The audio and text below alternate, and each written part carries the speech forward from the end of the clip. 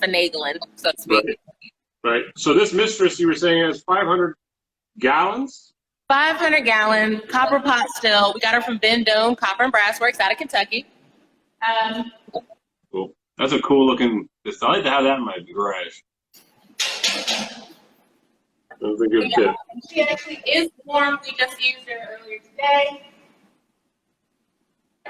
So basically what we'll do is once that mash is ready to go, once that distiller's beer is done fermenting, we bring it on over here to the still. And we use steam to heat everything. So once that steam heats our mash up, the alcohol vapor, because it will turn into a vapor at a lower point than water, alcohol vapor will start to rise up the column here. It'll go through this pipe up top and then into that big circular tank. That's called a condenser. Inside of the condenser, there are pipes that will run through with cold water.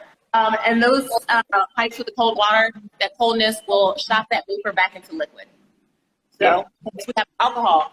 And then it'll come up down here. This is our sight glass.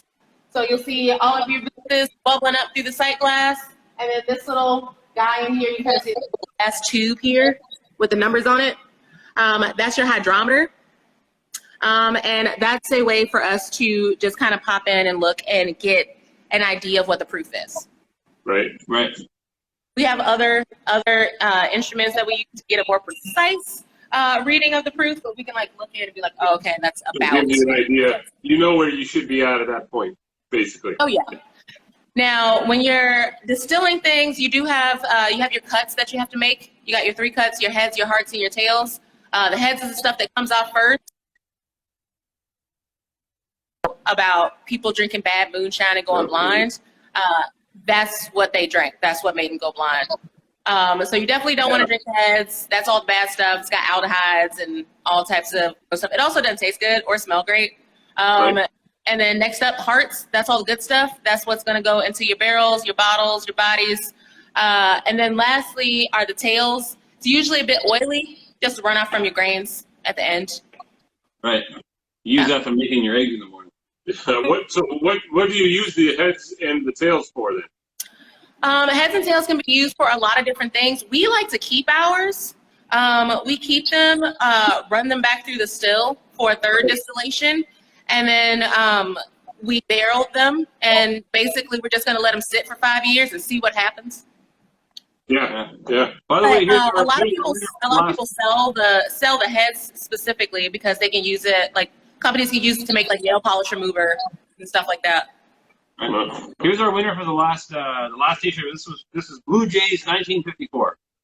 Blue Jays 1954. Congratulations, you won. Make sure that if you're winning, guys, you make sure you DM us. Okay, I'll have another question for you in just a moment. So let's pay attention to the rest of the tour. This is amazing, Chantel. You're doing an awesome job.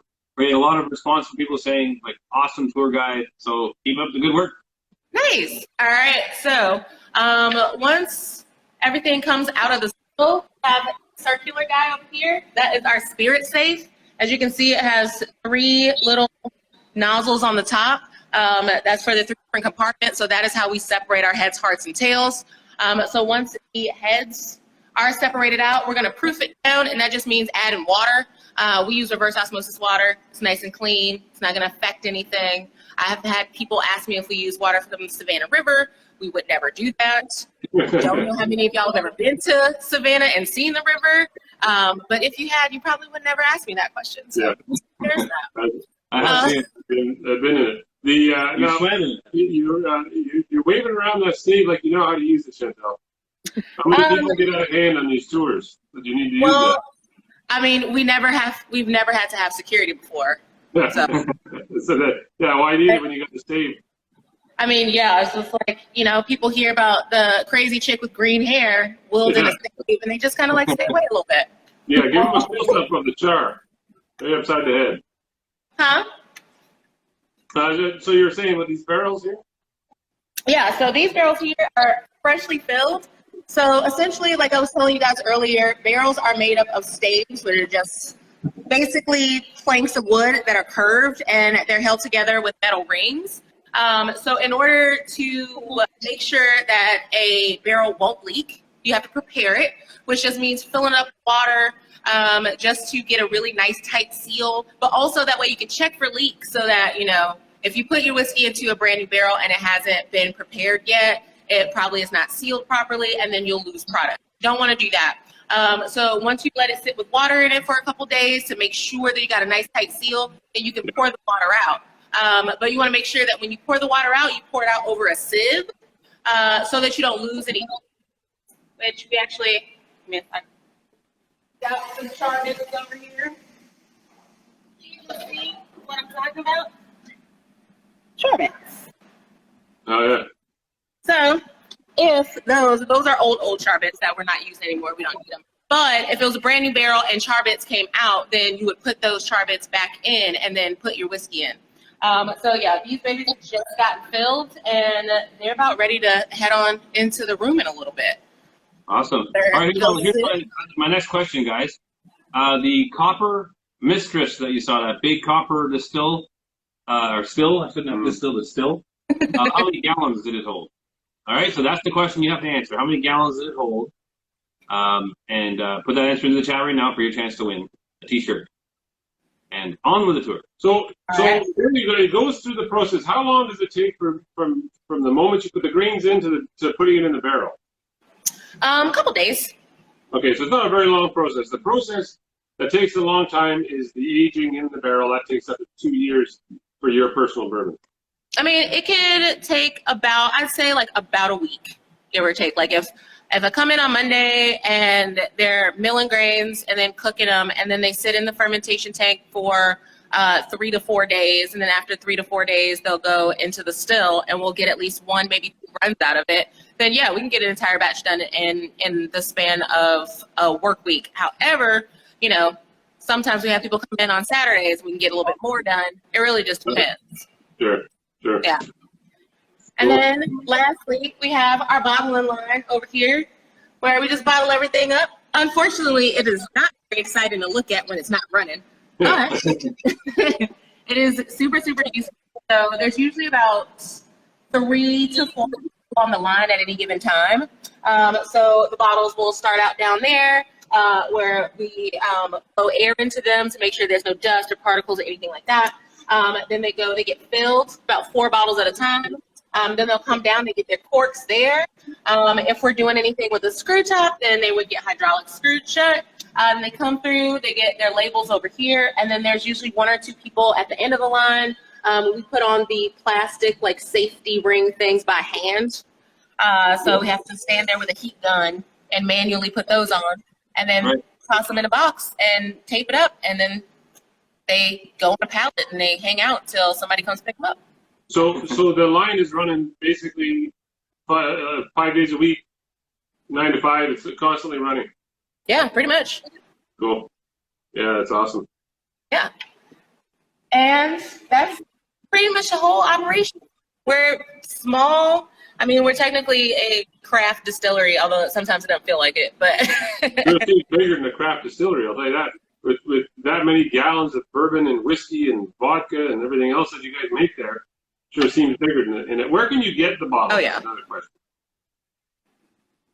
I didn't hear that last part. Where can I buy the bottles?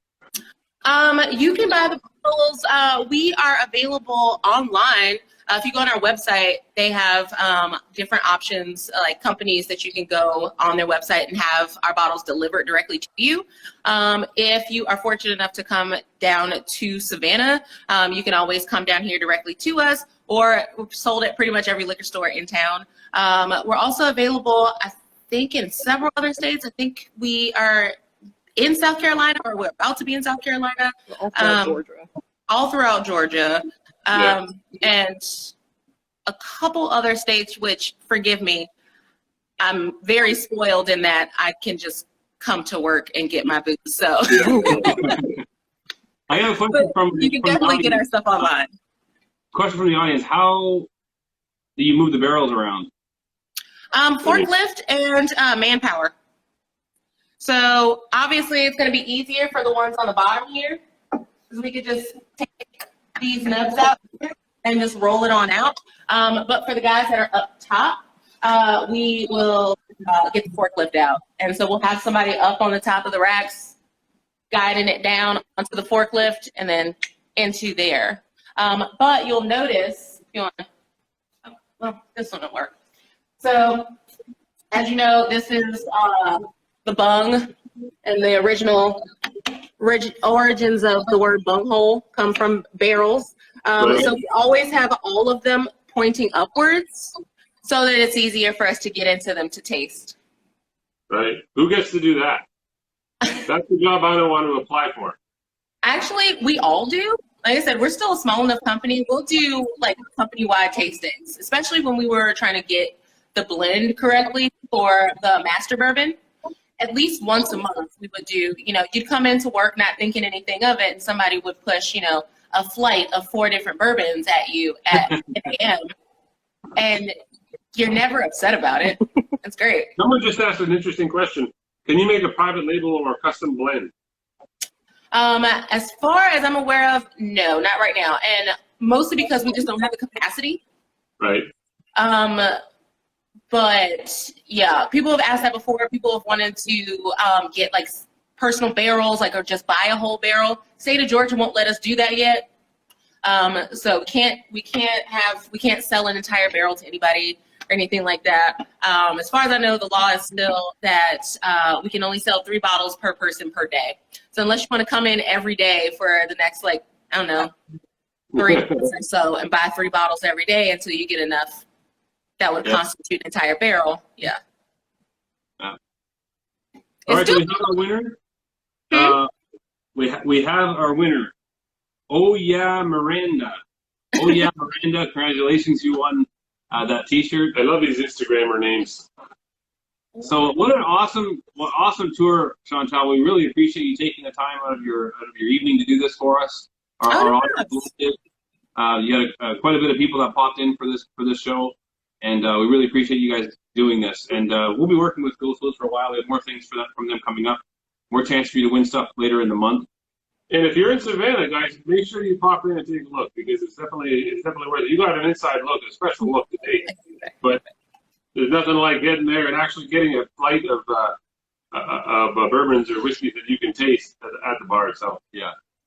Oh yeah. And if anybody has any overtly nerdy booze nerd questions, they can send me a message and I'll answer them. Because honestly, if I had the time and if it wasn't so freaking hot back here, I'd get into all types of stuff, like the kind of corn we use and what kind of wood we use and all that good stuff. But yeah, if anybody has any questions or anything like that, please feel free to shoot me a message.